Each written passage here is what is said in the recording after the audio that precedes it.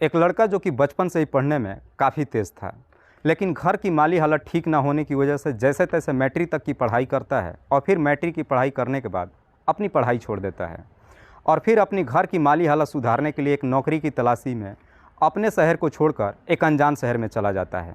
अनजान शहर में पहुंचने के बाद उसे नौकरी भी मिल जाती है, ठीक ठाक पैसे भी कमाता है, वक्त पे अपने घर पे पैसा भी भेजता है। लेकिन अनजान शहर में गए हुए उसे अभी 1 साल भी नहीं गुजरा था कि एक दिन बड़े ही बेरहमी तरीके से उसकी हत्या कर दी जाती है। पुलिस जब इस केस की छानबीन करना शुरू करती है तो एक ऐसा सच्चाई सामने निकल कर आता है जिसे सुनने के बाद हर कोई चौंक सा जाता है। नमस्कार, आदाब, मैं हसमुद्दीन और आप देख रहे हैं सफ़र क्राइम तक। आज की जो सच्ची घटना मैं आपको सुनाने वाला हूं, दरअसल ये घटना है बिहार प्रदेश की। बिहार का एक ज़िला पड़ता है अररिया, और इसी अररिया ज़िला का रहने वाला सागर, जिसकी उम्र है लगभग 25 साल के आसपास। सागर जो कि बचपन से ही काफ़ी पढ़ने में तेज़ था, लेकिन घर की माली हालत ठीक ना होने की वजह से साल 2016 में अपनी मैट्रिक की पढ़ाई करने के बाद पढ़ाई छोड़ देता है और एक नौकरी की तलाशी में लुधियाना शहर चला जाता है। लुधियाना शहर में जब पहुंचता है उसे एक स्पोर्ट फैक्ट्री में नौकरी मिल जाती है और फिर इसी लुधियाना के फतेहगढ़ मोहल्ले के पाली बिल्डिंग में 3rd फ्लोर पे किराए का कमरा ले लेता है और फिर बेहतर तरीके से अपनी नौकरी करना शुरू करता है। महीने का पैसे भी कमाता है, वक्त पे अपने घर पे पैसा भी भेजता है। लेकिन जैसे ही कुछ महीने का समय गुजरता है, सागर अपने छोटे भाई सरवन को भी अपने पास बुला लेता है। सरवन जिसकी उम्र है लगभग 22 से 23 साल के आसपास। फिर सागर और सरवन दोनों एक ही कमरे में रहते हैं और इसी गांधीनगर के स्थित एक प्राइवेट फैक्ट्री में नौकरी करने लगते हैं। बात कर रहा हूं मैं 9 अप्रैल 2017 के शाम के करीब 6 बजे के आसपास। सागर और सरवन हर रोज़ की तरह ड्यूटी करके अपने घर पे पहुंचते हैं। दोनों कमरे में थोड़ी देर आराम करते हैं, लेकिन 6:30 बजे के आसपास सागर अपने भाई सरवन से कहता है कि तुम खाना बनाओ, मैं थोड़ा ऊपर फ्लोर पे घूम करके आता हूँ। सागर ऊपर छत के फ्लोर पे घूमने के लिए चला जाता है। देखते ही देखते लगभग 1 घंटे का समय बीत जाता है। तभी 1 घंटे के बाद उसी बिल्डिंग के एक दूसरे कमरे में किराए पर रहने वाला संजय, जो कि सागर का ही गांव का रहने वाला है, भागते दौड़ते सरवन के कमरे में जाता है और सरवन से कहता है कि तुम्हारे भाई की किसी ने हत्या कर दिया है, तुम्हारे भाई की डेड बॉडी ऊपर छत पे पड़ा हुआ है। जैसे ही सरवन से इस तरह की बातें करता है, सरवन खाना वाना छोड़ देता है, भागते दौड़ते छत पे पहुंचता है तो देखता है कि वाकई में उसके भाई की डेड बॉडी जीने पे पड़ा हुआ है। किसी ने बड़े ही बेरहमी तरीके से उसकी हत्या कर दिया था। आनन फानन में उसे उठा करके नज़दीकी हॉस्पिटल में ले जाते हैं, लेकिन हॉस्पिटल पहुंचने के बाद डॉक्टर तुरंत ही उसे मृत घोषित कर देते हैं और साथ ही साथ नज़दीकी पुलिस थाने में भी खबर दे देते हैं। पुलिस जब हॉस्पिटल में पहुंचती है, डेड बॉडी को जब चेक करती है तो पता चलता है कि सागर के शरीर पे किसी तेज़धार हथियार को कई बार चलाया गया था। दरअसल उस तेज़धार हथियार को उसके गले पे भी चलाया गया था, जिसकी वजह से सागर की घटनास्थल पे ही मौत हो चुकी थी।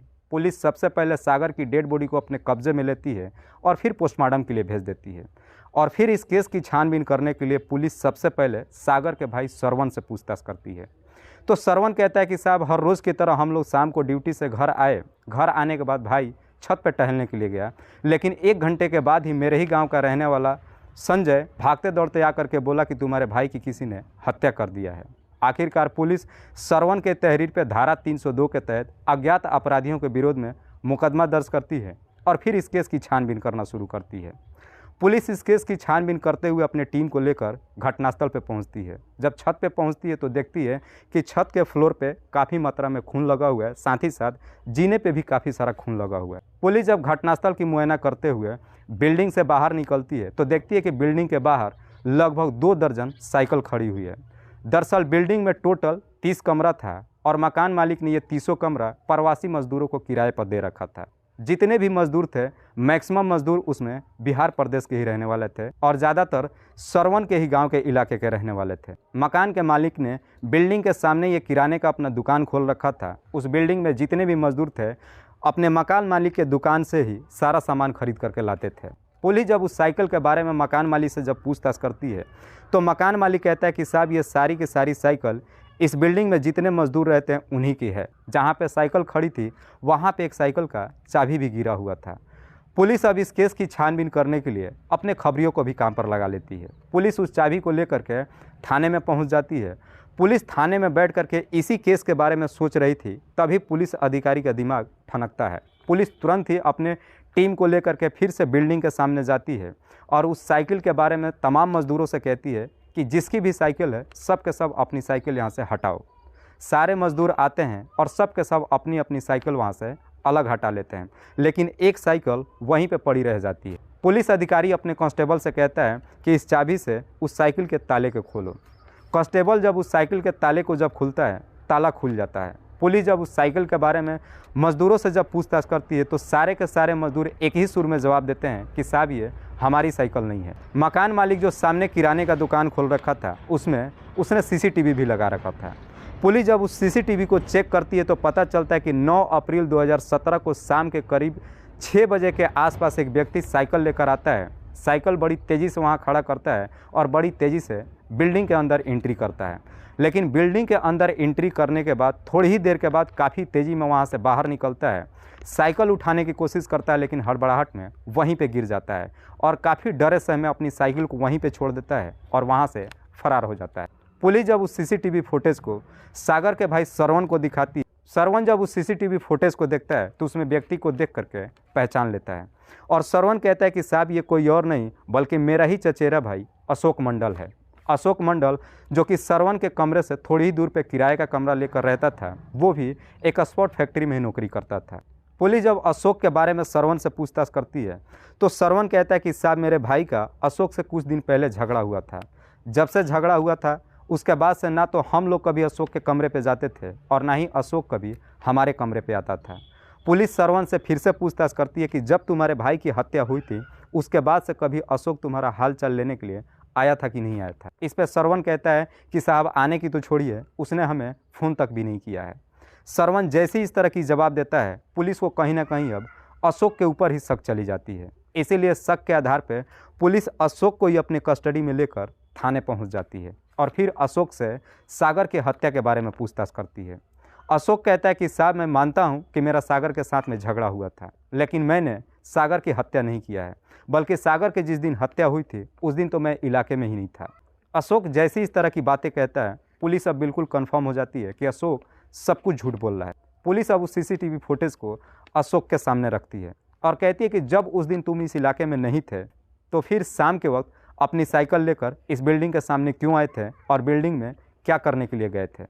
अशोक जैसे ही सीसीटीवी फुटेज को देखता है बुरी तरीके से फंस जाता है। अशोक के सामने अब कोई रास्ता नहीं बचता है। आखिरकार मजबूर होकर अपनी सच्चाई कबूल कर लेता है। अशोक बताता है कि वो बिहार का अररिया जिला का रहने वाला है। अशोक भी एक बेहद ही गरीब परिवार का है। बहुत साल पहले ही एक रोजगार के तलाश में अशोक लुधियाना शहर आता है और इस लुधियाना शहर में एस्पर्ट फैक्ट्री में नौकरी करना शुरू कर देता है। जब नौकरी करना शुरू करता है, नौकरी में इतना उसे कमांड हो जाता है कि अब वो ठेके पे काम लेता है और ठेके में ले करके काम करना शुरू करता है। ठेके पे जब काम लेना शुरू करता है उसके बाद से अशोक को काफ़ी सारे मजदूरों की ज़रूरत पड़ जाती है। इसीलिए अशोक अपने ही इलाके के कई सारे लड़कों को मजदूरी करने के लिए बुलाता है। इसीलिए अशोक ही सागर को भी अपने पास काम करने के लिए बुलाता है। सागर जब अशोक के पास जाता है तो अशोक सागर को अपने ही कमरे में रख लेता है। फिर अशोक और सागर दोनों एक ही कमरे में रहते हैं और दोनों अपनी अपनी नौकरी करना शुरू करते हैं। सागर भी ठीक ठाक पैसे कमाता है। जैसे ही 2-3 महीने का समय गुजर जाता है, सागर अपने छोटे भाई श्रवण को भी बुला लेता है। श्रवण भी जब सागर के पास पहुंचता है तो अशोक, सागर और श्रवण तीनों एक ही कमरे में रहना शुरू कर देते हैं। लेकिन तीनों जब एक ही कमरा में रहना शुरू कर देते हैं, खाने वाने को लेकर के दिक्कत हो जाती है। अशोक जो कि शादीशुदा है, उसके पत्नी का नाम राधा जिसकी उम्र है लगभग 27 साल के आसपास। राधा के एक बच्चा भी है। जैसे ही अशोक को खाने पीने की दिक्कत होती है, साल 2016 में अशोक अपनी पत्नी राधा को अपने पास बुला लेता है। राधा जब अशोक के पास पहुंच जाती है, उस वक्त भी सागर और उसका भाई श्रवण अशोक के ही साथ रहते हैं। लेकिन जब वहां पर राधा चली जाती है उसके बाद से खाने बनाने की कोई दिक्कत नहीं होती है, सब के सब एक साथ ही रहते हैं। राधा जो कि सागर के रिश्ते में भाभी लगती है, इसीलिए सागर कभी कभी राधा से हंसी मजाक भी कर लेता है। हंसी मजाक जब भी करता है, अशोक के सामने भी हंसी मजाक कर लेता है। अशोक भी इस बात को कभी बुरा नहीं मानता है। लेकिन सागर जब राधा से हंसी मजाक करना शुरू करता है, हंसी मजाक करते करते दोनों एक दूसरे के कब करीब आ जाते हैं दोनों को मालूम ही नहीं चलता है।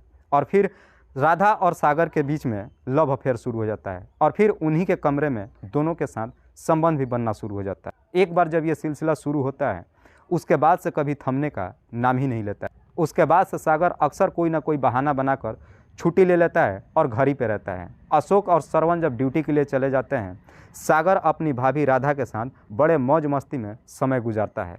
लेकिन ये बातें ज़्यादा दिनों तक नहीं छिपती है। एक दिन अशोक सागर और अपनी पत्नी राधा को रंगे हाथ पकड़ लेता है। जब दोनों को आपत्तिजनक स्थिति में देखता है, अशोक काफ़ी गुस्से के मारे तिलमिला जाता है, लेकिन बड़ी समझदारी से काम लेता है। अपनी पत्नी और अपने चचेरे भाई सागर को बड़े बेहतर तरीके से समझाता है। जब समझाने लगता है, अशोक की पत्नी और सागर दोनों हाथ जोड़ करके अशोक से माफ़ी मांगते हैं और कहते हैं कि हमसे गलती हो गई, आइंदा से ऐसी गलती कभी नहीं होगी। अशोक भी इन दोनों पे भरोसा कर लेता है और सोच लेता है कि शायद इनसे कोई अनजाने में गलती हो गई है। अशोक तो भरोसा कर लेता है, लेकिन राधा और सागर बार बार अशोक को धोखा देते हैं।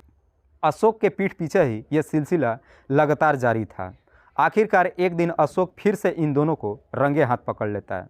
दूसरी बार जब दोनों को रंगे हाथ पकड़ता है, उस दिन अशोक अपनी पत्नी के साथ साथ सागर की भी बड़ी बुरी तरीके से पिटाई करता है और उसके बाद से सागर को और उसके भाई श्रवण को अपने कमरे से बाहर निकाल देता है। उसके बाद से सागर इसी पाली बिल्डिंग में 3rd फ्लोर पे एक किराए का कमरा ले लेता है और अपने भाई श्रवण के साथ रहने लगता है। लेकिन अशोक अपनी पत्नी राधा को वापस गांव भेज देता है। उसके बाद से अशोक को लगता है कि शायद सारा मामला हल हो गया। लेकिन सागर और राधा भले ही जिस्मानी ताल्लुक से अलग हो चुके थे, लेकिन दोनों अक्सर फ़ोन पे बातचीत कर रहे थे।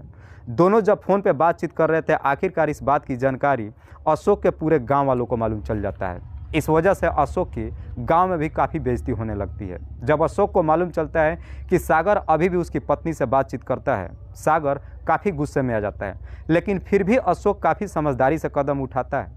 9 अप्रैल 2017 को शाम के वक्त सागर के नंबर पर फ़ोन करता है उसको समझाने के लिए और उससे पूछता है कि तू कहाँ पे है। तो सागर कहता है कि मैं अपने कमरे पे ही हूँ। शाम के 6 बजे के आसपास अशोक अपनी साइकिल को ले जाता है, पाली बिल्डिंग के सामने खड़ा कर देता है और सागर से मिलने के लिए सीधे छत पे चला जाता है।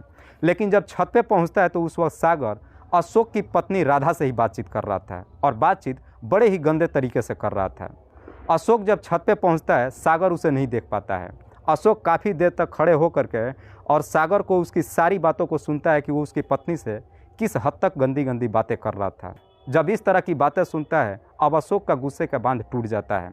तुरंत गुस्से के मारे मार्केट में जाता है और वहाँ से एक तेज़धार हथियार खरीद करके लेके जाता है। लेकिन फिर भी जब छत पे जाता है, सागर से पहले समझाने की कोशिश करता है। जब समझाने की कोशिश करता है तो सागर अशोक की पत्नी को लेकर के काफ़ी गंदी गंदी बात करने लगता है। इस वजह से अशोक गुस्से में इस कदर से तिलमिला जाता है कि गुस्से के मारे अपने जेब से उस तेज़धार हथियार को निकालता है और फिर सागर के ऊपर एक पर एक कई सारे वार कर देता है, जिसकी वजह से सागर की घटनास्थल पर ही मौत हो जाती है। उसके बाद से अशोक काफ़ी हड़बड़ाहट में वहाँ से भागता है। गेट पर आता है, जब अपनी साइकिल उठाता है, डर के मारे वहीं पे गिर जाता है, जिसकी वजह से उसके जेब से उसके साइकिल की भी चाबी गिर जाती है। इतना काफ़ी डर जाता है कि अपनी साइकिल को वहीं पर छोड़ करके और अपने कमरे पर चला जाता है। वाकई में जब अशोक ये पूरी कहानी पुलिस वालों को बताता है तो अशोक के ही तहरीर पर पुलिस अशोक को अपने कस्टडी में ले लेती है। फिलहाल पुलिस ने अशोक को अपने कस्टडी में लेकर उस पर गंभीर धारा में मुकदमा दर्ज करके जेल भेज दिया है। दोस्तों, इस कहानी को सुनाने का उद्देश्य मुझे किसी को परेशान नहीं करना है, किसी को तकलीफ़ नहीं पहुंचाना है। बस आपको बताना है आप जहां भी रहें सुरक्षित रहें और अपनों का ख्याल रखें। तब तक के लिए जय हिंद, जय भारत।